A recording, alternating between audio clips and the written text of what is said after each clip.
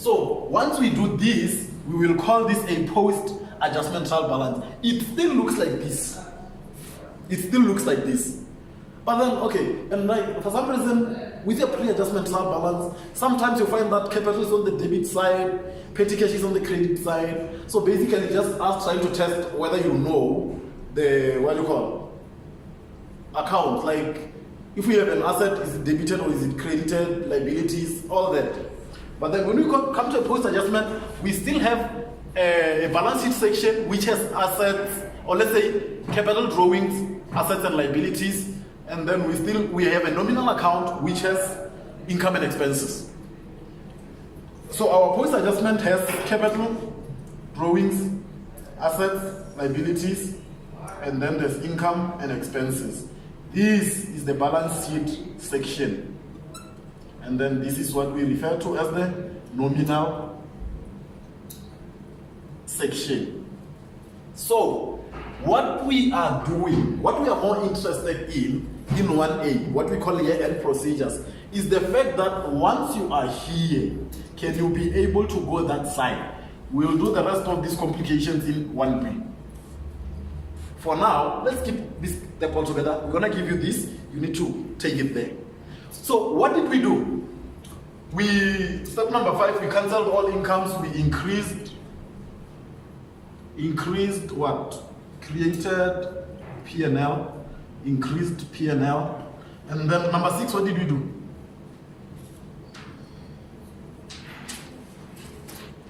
Pardon? What is step number 6? Debit P&L. Credit all expenses. Cancel. Let's say cancel all expenses. We cancelled all expenses and decreased P&L. And then number 7. What did we do at number 7? Pardon? We cancel capital. We cancel P&L. We remain with capital. So we cancel P&L so that we can either, it's usually saying we are increased capital. We make an income. This, mind you, this is where we've got our net profit. Whether it's a net profit will increase capital, net loss will decrease capital. So at step number, so basically these ones are balancing steps. Sales, cost of sales. Can happen that the creation of P&L can be a balancing account. The cancellation of P&L can also be a balancing account. We are just cancelling P&L by either debiting or crediting it. All we want is a balancing thing. If we debit it, the credit goes to capital. If we credit it, the debit goes to capital. But then usually we are increasing capital. And then number 8. Pardon? Number 8.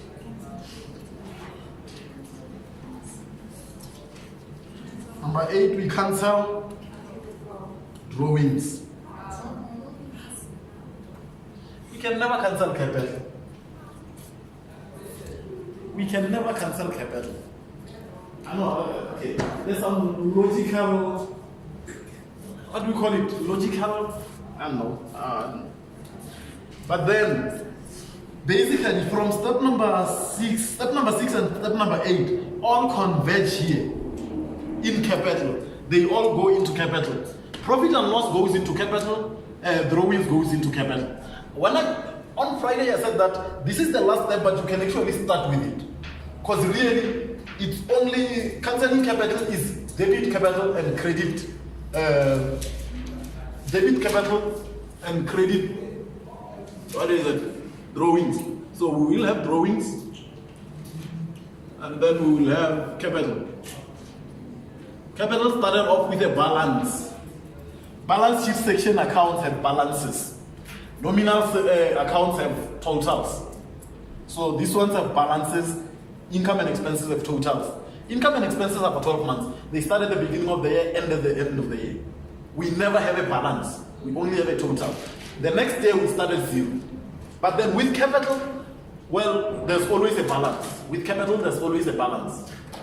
Because we started having capital the day the business was started, even if that is 17 years ago. So we've got a balance of 150,000 on the credit side. And it's capital.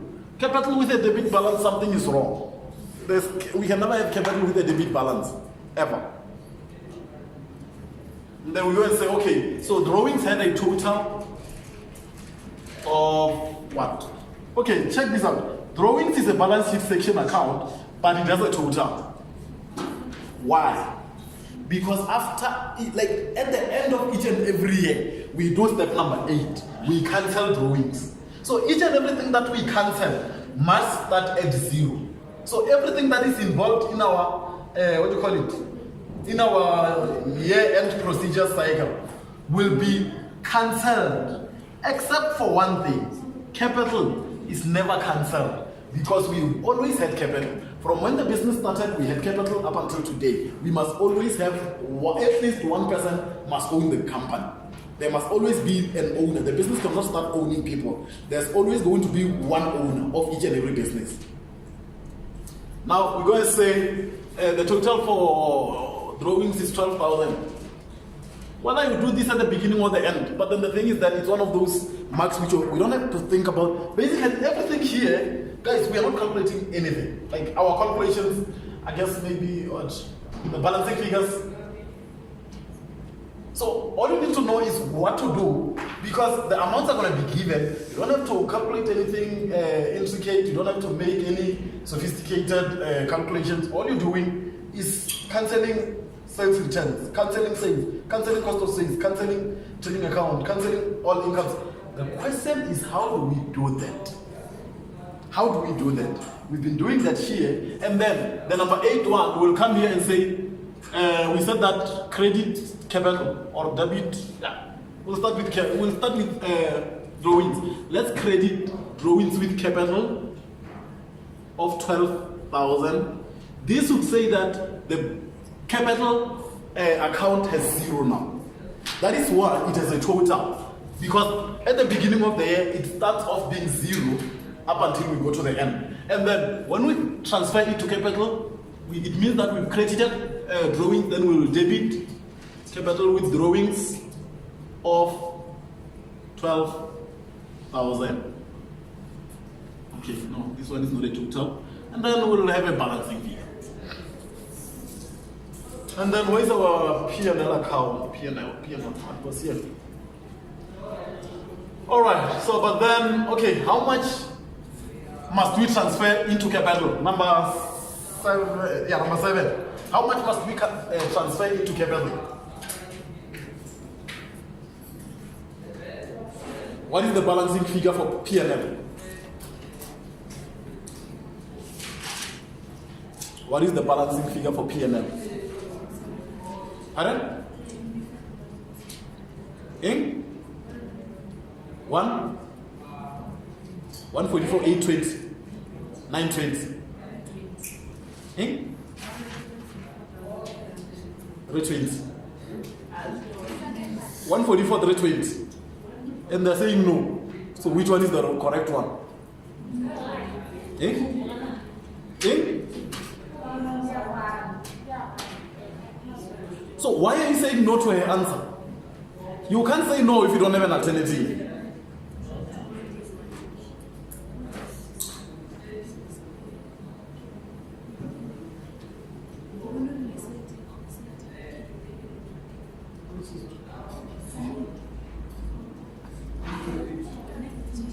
Okay. We cancel our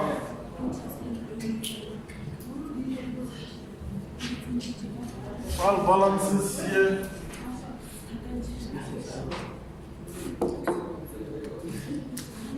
Okay. 809 000. We're gonna have an account code P&L. And then it starts with trading account of 289,000. And then there's rent income of 45,000. Then our expenses, number one.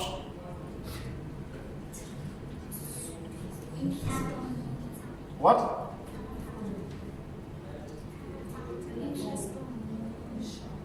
Telephone? In? Advertising?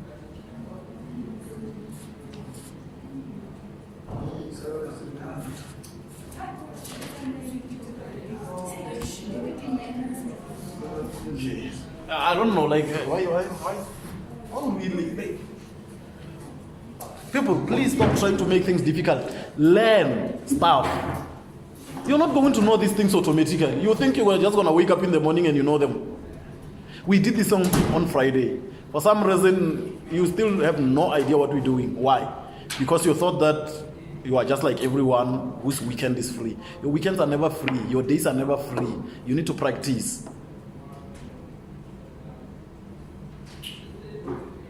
You're the one who's going to have to write in the next week or two. Let's make sure that we learn something.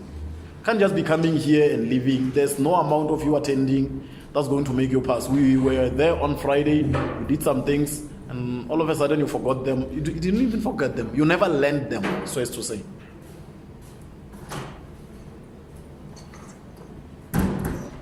Take yourself a little bit more serious than that. So that when we get here, let's just write all our expenses. Interest on loan. Everything that's on the debit side. Basically, when we took rent income, we said that, let's look at the credit side. We only said that, remember we've already cancelled sales, we've cancelled sales in terms of cancelled cost of sales. So rent income went to the credit side of P&L. Everything here is on the debit side, it will go on the debit side. But interest on loan, wages and salaries, telephone, postage, and advertising. Everything will be in the general journal. And then that's 37,800. How much? Wages and salaries? Wages and salaries. 125. 680. Telephone. 12,000. Postage. Pardon? 4,500. Advertising.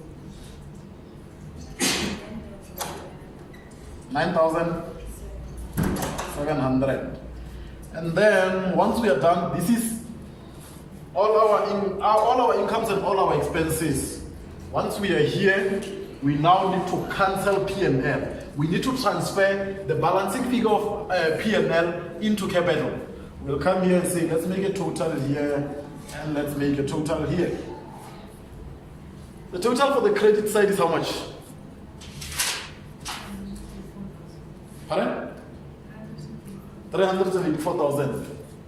The total for the debit side?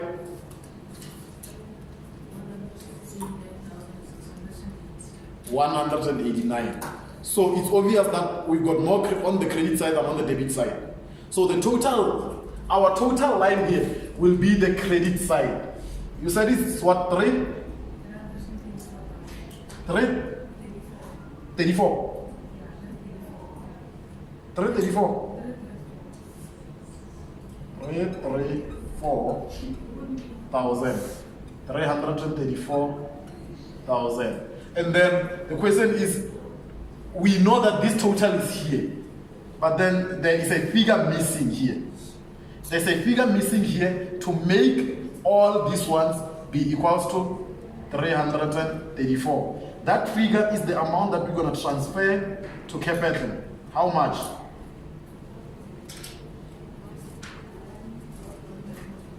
One. The general 14320.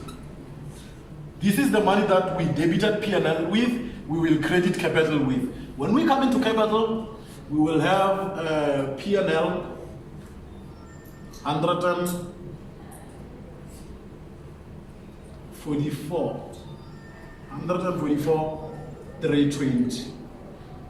And then it's pretty obvious that we have more on the credit side than on the debit side.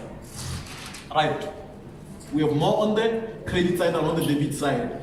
Remember, capital started with a balance. At the end of the day, it must have a balance. So we'll come and put our balance here, saying that we've got 0, 2, 3, 4, 9, 294, 320. That's our total. The amount that's coming from the credit side. The credit side was more than the debit side. We write down the credit side as the total for both sides. Then we know that there must be a balancing figure here on this side. And that figure, we'll call it a balance carried down. How much is it? 282, 320.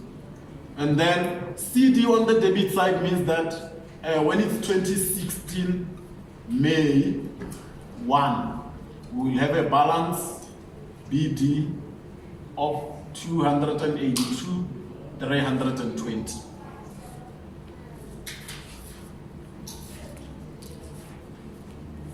Nothing complicated. As long as you sit down and ask yourself, you need to learn what to do, guys. Stop trying to make everything difficult. Ask yourself whether you are learning what to do or you are trying to make things complicated. Don't complicate anything, just learn what to do. We've got those 8 steps. When we say cancel sales returns, what do we mean? What must you do? That's what you learn. When we say cancel sales, what must you do? And now, more concern now is when they said, let's prepare the post-closing trial balance.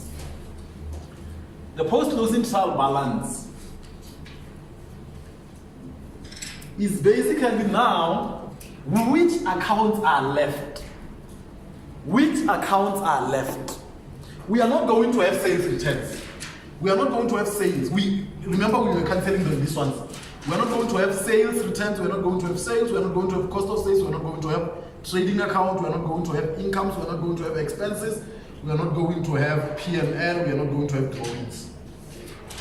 Basically, remember that we said that our post-adjustment TB had the balance sheet section. Balance sheet section with capital drawings, assets and liabilities, and then there was the nominal section, which had income and expenses. One thing for sure, we've cancelled all incomes and all expenses. We no longer have incomes and expenses. We no longer have the nominal section. And then we cancelled drawings. So we no longer have drawings. And then we took all this. Everything we cancelled, we took it to, this was P&L. So basically it was P&L, we took it to capital. Drawings, we took it to capital. So when they say post-closing trial balance, after we've done our closing transfers, what are we left with? We've got post-closing trial balance on what? Date is what? 30 April 2018. And then what's left? The balance sheet section. And what do we have in that section? We've got capital. There used to be drawings, but we don't have drawings anymore. How was our capital? Oh, there's also folio, but folio is not necessarily that important. What is there is that in our post-closing trial balance, the nominal section is not there. All of them are in capital, and then drawings is also not there. And then, well, folios are simple. Like, how can you miss B1? You shouldn't miss B1. So, capital, B1, we had a new balance of how much? Debit and credit. We had a credit balance of how much? Pardon? How much was the balance we had for capital? Eh? 149. No, 149. No. 144.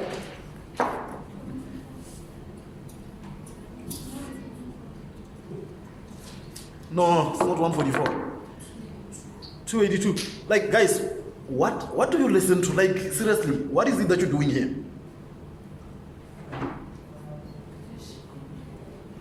What is it that you're doing? I mean, after each and every 10 minutes, I try to erase everything just so that you can see that, okay, let's start afresh. Let's do something that it doesn't matter what you knew from behind, like from before. Can we all start at this point? Please stop like confusing yourself in perpetuity. Like you're confusing yourself with things from January and things from last year. It's useless. Learn something new. There's no way you're somehow just going to be better with everything. You need to learn.